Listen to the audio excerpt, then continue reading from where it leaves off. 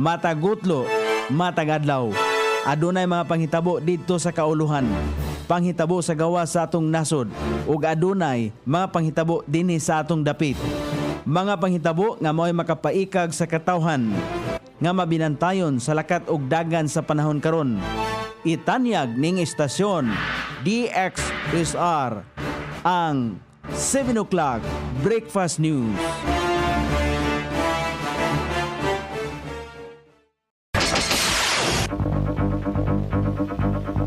Higala, kumusta? May buntag Iligan, may buntag Mindanao, may buntag Pilipinas. Adlaw Martes, Pitsa 16 ning buwan sa Disyembre ning tuiga 2025. Sangan sa ato station manager Pastor Ruben Sulapas, kini ang inyong ka-isar Kabisaya Nonay B. Ang muhatod sa hanay sa balita sa alas 7.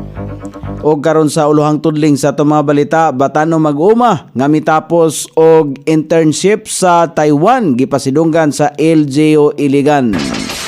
Pagpahapsay sa mga kablis kadalanan sugdan sa Enero sunod tuig.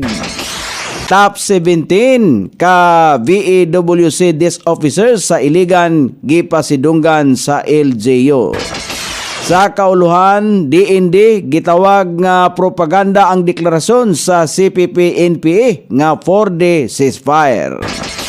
DepEd makadawat og kapin 1 billion pesos nga pondo alang sa special needs education. 2/3 sa 2026 DPWH budget giilang nga pork.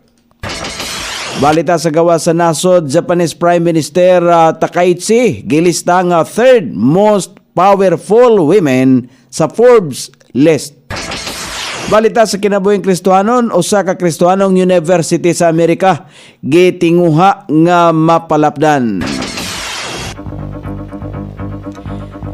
Kini ang uluhang tudling sa atong mga balita nga dalit kanato ning istasyon. XSR 106.7 sa inyong FM dial. Ang bugtong radyo sa Dakbayan Siligan nga nagsibya sa balang kasulatan, pinasubay sa inspired and preserved, not simply dictated King James Version sa Anchor Broadcasting Corporation.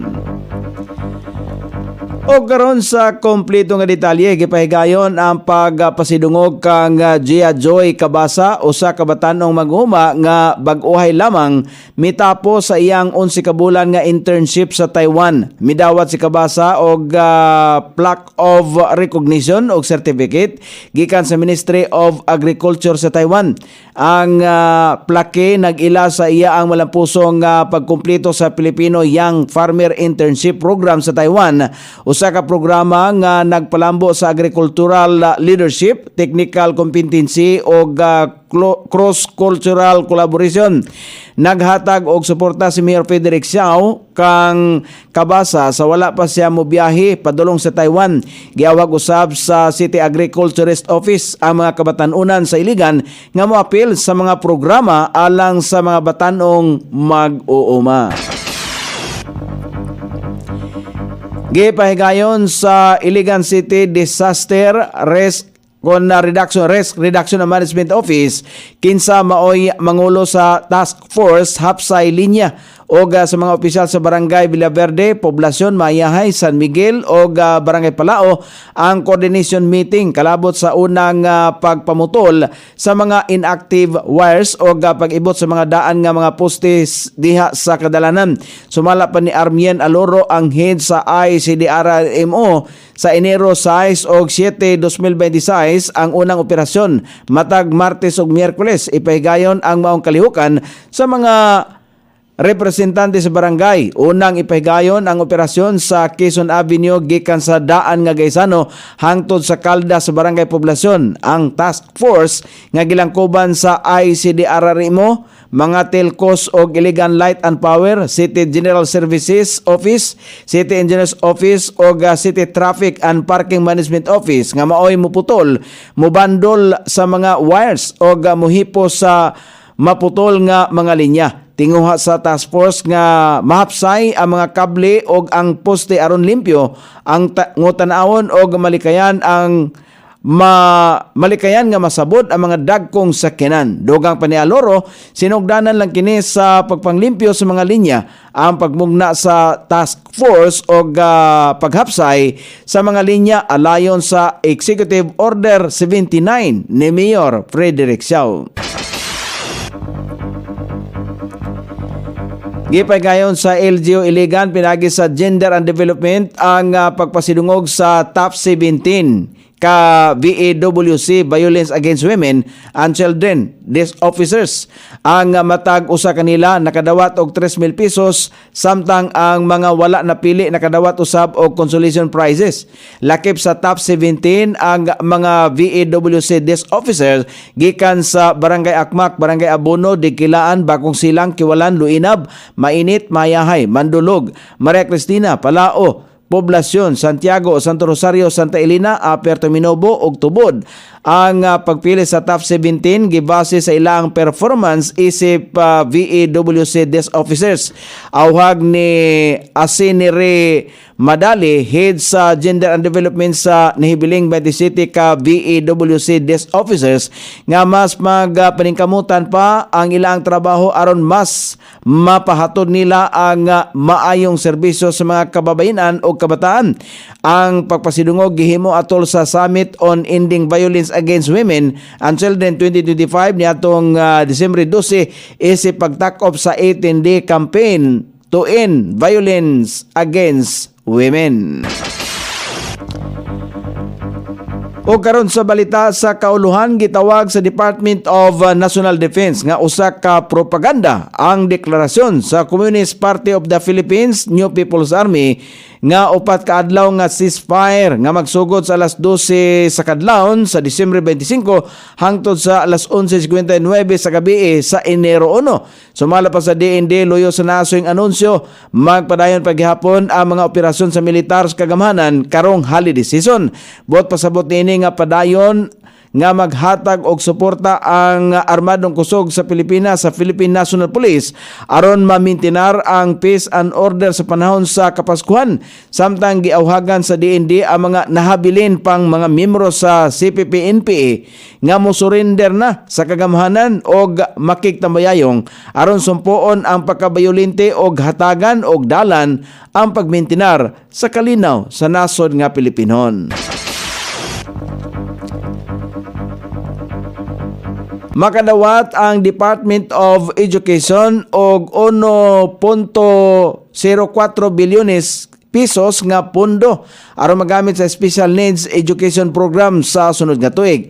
Ang dakong pondo ang bahin sa pagpakusog sa ahinsa sa naasong programa aron matutukan ang mga magtutungha nga adunay special needs, may disabilities, miyembro sa indigenous communities, out of school youth ug uban pa. Gusto sa DepEd nga makabaton og mas inklusibo og patas nga oportunidad alang sa mga magtutungha nga adunay special needs sa pamaagi sa igong pundo, tukmang mga programa og paigo nga gidaghanon sa mga magtutudlo nga mugiya ngadto kanila.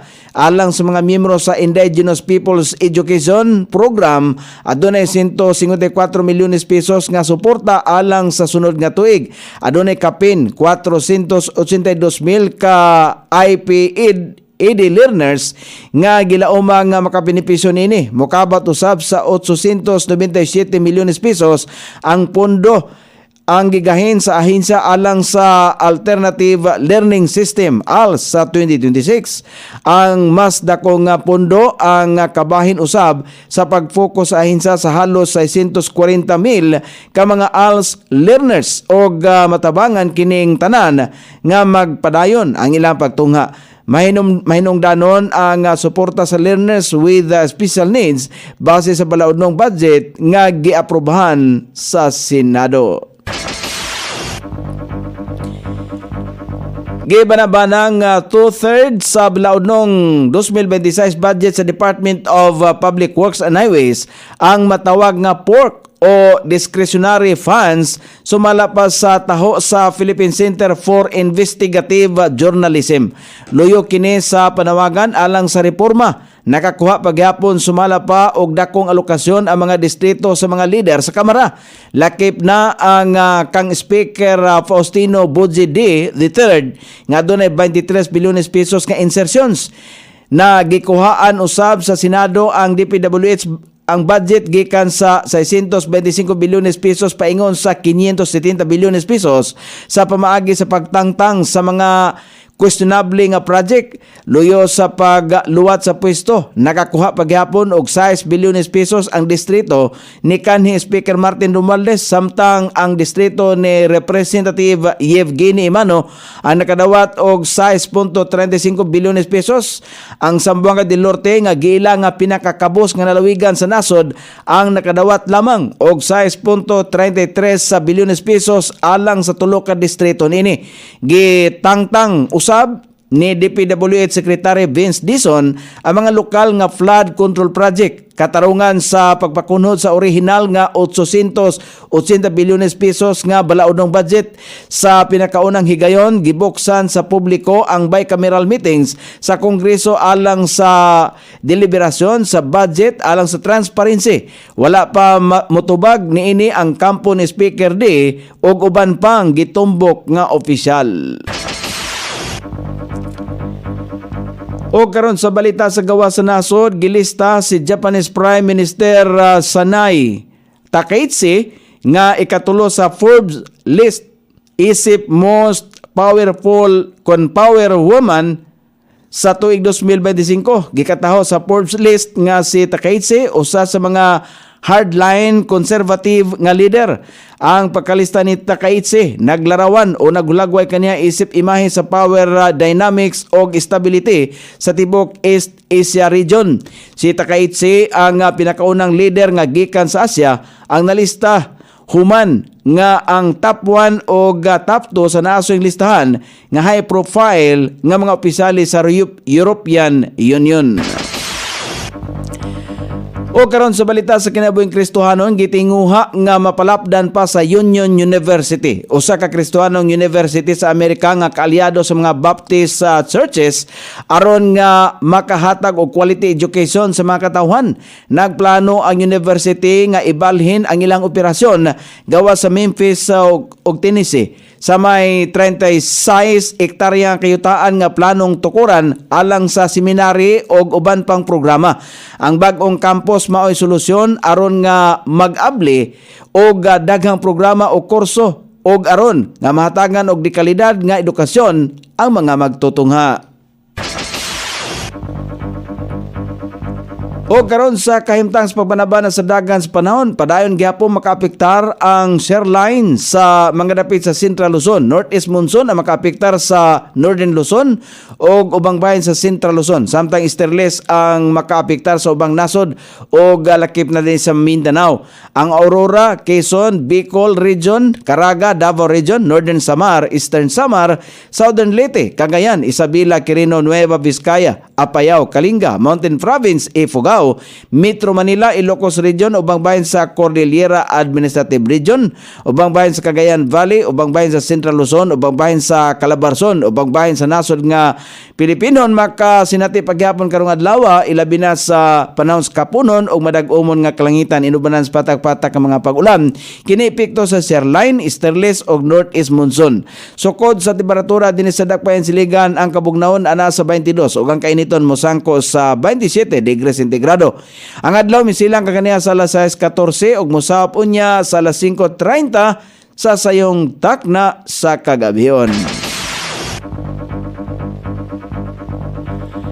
Inyong nabate ang kinatibuk ang hanay sa balita sa alas 7 nga dalit kanato ning istasyon DXSR 106.7 sa inyong FM dial.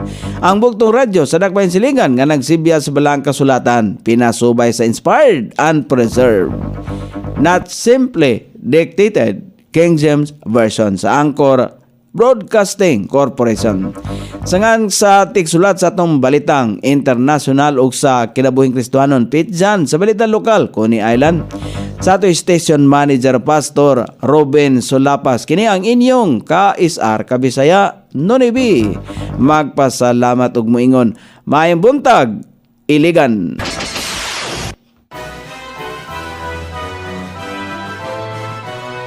inyong nabati ang 7 o'clock Breakfast News.